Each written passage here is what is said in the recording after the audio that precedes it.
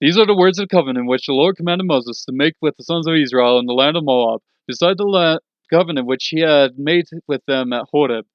And Moses summoned all Israel and said to them, You have seen all that the Lord did before your eyes in the land of Egypt to Pharaoh and all his servants and all his land, the great trials which your eyes have seen, those great signs and wonders. Yet to this day the Lord has not given you a heart to know, nor eyes to see, nor ears to hear. I have led you 40 years in the wilderness. Your clothes have not worn out on you, and your sandal has not worn out on your foot. You have not eaten bread, nor have you drunk wine nor strong drink, in order that you might know that I am the Lord your God.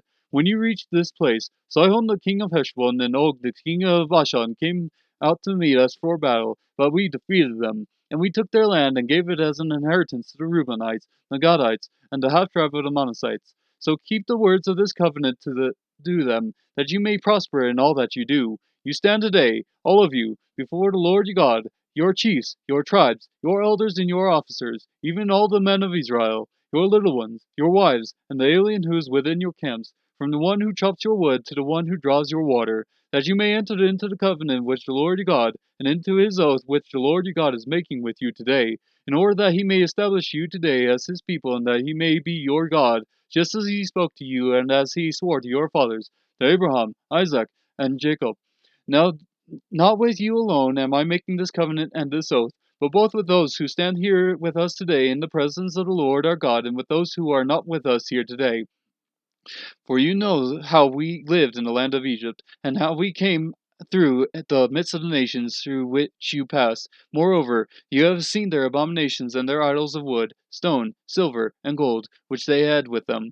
So that there will not be among you a man or woman, or family or tribe, whose heart turns away today from the Lord our God, to go and serve the gods of those nations, that there will not be among you a root bearing poisonous fruit and wormwood.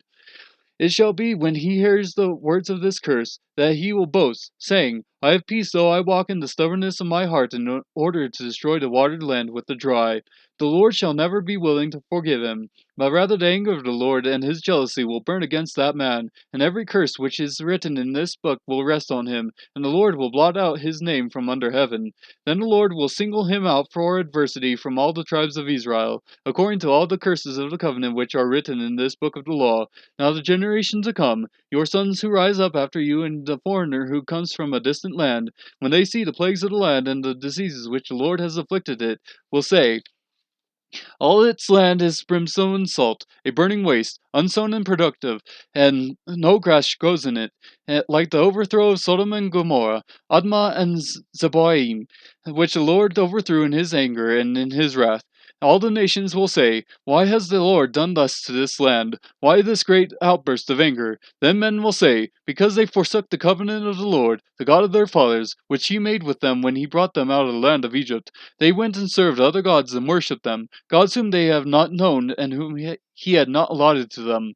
Therefore, the anger of the Lord burned against that land, to bring upon it every curse which is written in this book. And the Lord uprooted them from their land in anger and in fury and in great wrath, and cast them into another land, as it is this day. The secret things belong to the Lord our God, but the things revealed belong to us and to our sons forever, that we may observe all the words of his law.